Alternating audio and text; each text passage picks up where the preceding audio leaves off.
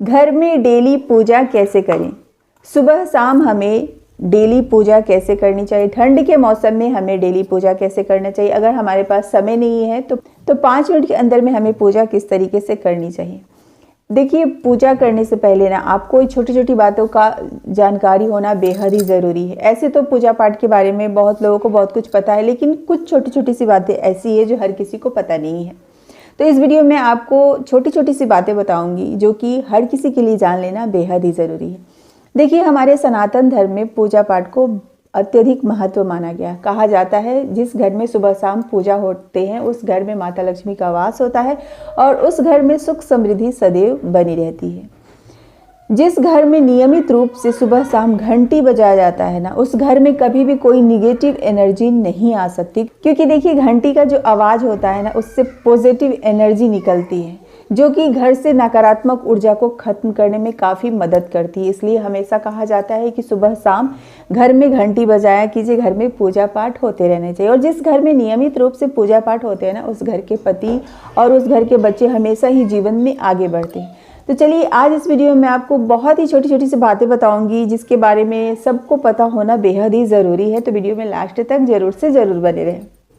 सबसे पहली बात, पूजा करने से पहले आपको अपने घर की साफ़ सफाई और अपने मंदिर की साफ़ सफाई अवश्य कर लेनी चाहिए। नियमित रूप से जब आप पूजा करते हैं ना, तो डेली अपने भगवान के फोटो को, पूजा के बर्तनों को साफ़ जरूर से ज़रूर करना चाहिए। बिना पूजा के बर्तन को साफ़ किए और भगवान के फ़ोटो को साफ़ किए पूजा शुरू नहीं करना चाहिए। ये अच्छा नहीं होता है, क्योंकि जो हमारा पूजा घर है ना, वो हमेशा ही पवित्र और स्वच्छ होना चाहिए।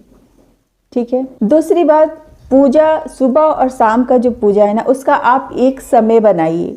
सुबह में कोशिश, ऐसे तो ब्रह्म मुहूर्त में पूजा करना काफ़ी शुभ होता है, लेकिन अगर आप ब्रह्म मुहूर्त में पूजा नहीं कर सकते हैं तो सुबह 8 बजते बजते आप सुबह का पूजा कर लीजिए। शाम का जो पूजा है ना, वो 6 बजते बजते कर लीजिए। हमेशा एक समय आप निर्धारित कीजिए। कोशिश कीजिए कि एक ही समय में आप सुबह और शाम का पूजा कीजिए। ये काफ़ी शुभ होता है। मैंने खुद भी अपने जीवन में देखा है, जो लोग एक टाइम पे पूजा करते हैं ना, उनके जीवन में बदलाव, और जो जब मर्जी तब पूजा करते हैं उनके जीवन में, दोनों में काफ़ी अंतर होता है। अगर आप इस तरह से करेंगे ना, तो आपको खुद ही नज़र आएगा कि कितना बदलाव होता है आपके और आपके जीवन में। तीसरा, पूजा शुरू करने से पहले आप अच्छे से तैयार हो जाइए।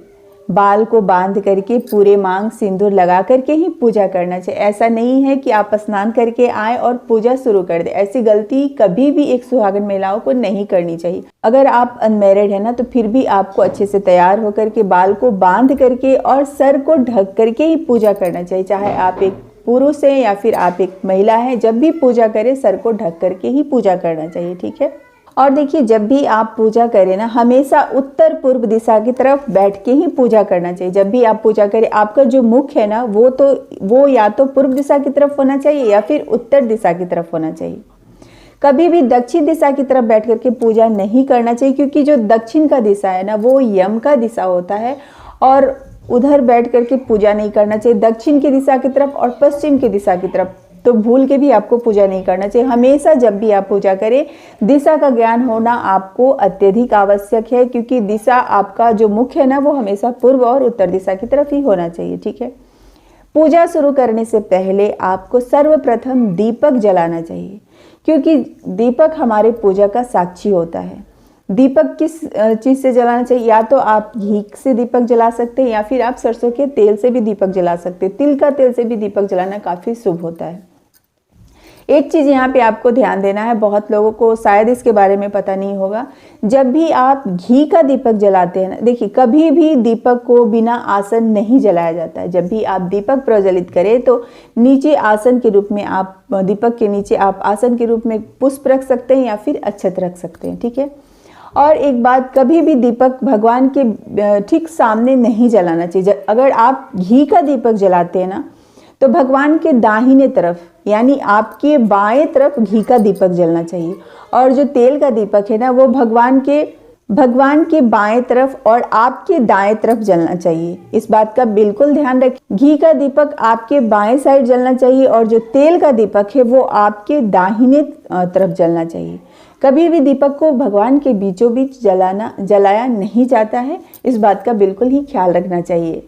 पूजा जब भी शुरू करें तो सर्वप्रथम गणेश जी का ध्यान करें, क्योंकि सर्वप्रथम गणेश जी की पूजा होती है। बिना गणेश जी की पूजा किए आपका पूजा स्वीकार भगवान नहीं करते, इस बात का बिल्कुल ही ख्याल रखना चाहिए। दूसरा, जब भी आप पूजा करें भोग अवश्य लगाए, बिना भोग पूजा नहीं करना चाहिए। जो भी मतलब भोग है, मिश्री हो गया, सिंगदाना हो गया, जो भी घर में फल वगैरह है, कुछ भी आप भगवान को भोग लगा करके ही पूजा करें। भोग में तुलसी पत्र आप अवश्य डालें, ठीक है। हमेशा कोशिश करें कि पूजा बैठ करके करें, नीचे आसन बिछा करके, और भगवान का ध्यान बैठ करके करना चाहिए। खड़े खड़े पूजा करना अच्छा नहीं होता है, इस बात का बिल्कुल ही ध्यान रखना चाहिए। हमेशा ही आसन पे बैठ करके आपको पूजा करना है। जब आपकी पूजा हो जाए तो आसन पर से उठने से पहले आपको 2 बूंद जल का, आपको दोनों तरफ अपने दाएं और बाएं साइड 2 बूंद जल का अवश्य गिराना चाहिए और फर्श को स्पर्श करके प्रणाम करना चाहिए। अगर आप ऐसा नहीं करते हैं तो आपके पूजा का पुण्य फल इंद्र भगवान ले जाते हैं। इसलिए जब भी आप आसन पर से उठे, फर्श को स्पर्श करके और अपने दोनों तरफ जल का 2 बूंद अवश्य डालें। और एक चीज़ मैं आपको यहाँ बताना चाहूँगी, बहुत लोगों को इसके बारे में नहीं पता है। देखिए, अपने पूजा मंदिर में नियमित रूप से अपने इष्ट देवता या फिर कुल देवता की पूजा अवश्य करें। जिन लोगों को अपने कुल देवी देवता के बारे में पता है उनके लिए तो अच्छी बात है, जिन्हें नहीं पता है मैं उनके लिए एक बात बताना चाहूँगी। अगर आपके पास अपने कुल देवी देवता की कोई प्रतिमा है तो उन्हें आप पूजा मंदिर में रख के पूजा कीजिए, नहीं तो आप एक सुपारी को स्थापित कर लीजिए कुल देवी समझ के, और नियमित रूप से अपने पूजा मंदिर में अपने कुल देवी देवता का ध्यान करके पूजा कीजिए। क्योंकि देखिए, जो हमारे इष्ट देवता हैं, कुल देवी है, उनका नियमित रूप से पूजा होना बेहद ज़रूरी है, तभी हम अपने जीवन में आगे बढ़ते हैं। जब आपका पूजा हो जाए, ध्यान हो जाए, तो लास्ट में आपको आरती अवश्य करनी चाहिए। दिन के हिसाब से आरती की जाती है। इसके ऊपर मैं आपको नेक्स्ट वीडियो बनाऊंगी। इसके ऊपर मैं नेक्स्ट वीडियो बनाऊंगी किस दिन किस भगवान की आरती होती है। तो दिन के हिसाब से आप आरती करें, नहीं तो मंत्रों का उच्चारण भी करें। कपूर से आपको आरती करनी है, ठीक है। कपूर से आरती करने के बाद पूरा कपूर आपको अपने घर में अपने मुख्य दरवाजे पे दिखानी है। इसके बाद पूरे सदस्य को भी आरती अवश्य लेनी है। इसके बाद आपको क्या करना है, जो आपने भोग लगाया ना, 3 बार आपको पानी से आचमन करना है और लास्ट में आपको अपने पूजा में किए गए गलतियों से भगवान से क्षमा याचना अवश्य करना है। इसके बाद जो आपने भोग लगाया है ना, वो अपने घर में सारे सदस्यों को वितरण करें। देखिए, ये बहुत ही सरल तरीके से मैंने आपको बताया डेली पूजा किस तरीके से करना चाहिए। इसके ऊपर मैं आपको एक दूसरा वीडियो बताऊंगी कि पूजा करते समय हमें कौन कौन सी गलतियां नहीं करनी चाहिए, किस भगवान को कौन सा पत्र ज़्यादा प्रिय है और किस भगवान को कौन सा पत्र नहीं चढ़ाना चाहिए। तो नेक्स्ट वीडियो मेरा यही रहेगा। आप लोग चैनल से जुड़े रहें, मेरे चैनल को सब्सक्राइब करें, इसमें बहुत सारी जानकारियाँ आपको मिलेगी। उम्मीद करती हूँ इस वीडियो से आप लोगों को बहुत ही ज़्यादा हेल्प मिले। वीडियो कैसी लगी कमेंट करके ज़रूर बताएं। वीडियो थोड़ी सी भी अच्छी लगी तो एक लाइक ज़रूर करें। चैनल पर पहली बार आए हैं तो सब्सक्राइब जरूर करें। तब तक ख्याल रखें, हंसते रहें, मुस्कुराते रहें। हर हर महादेव।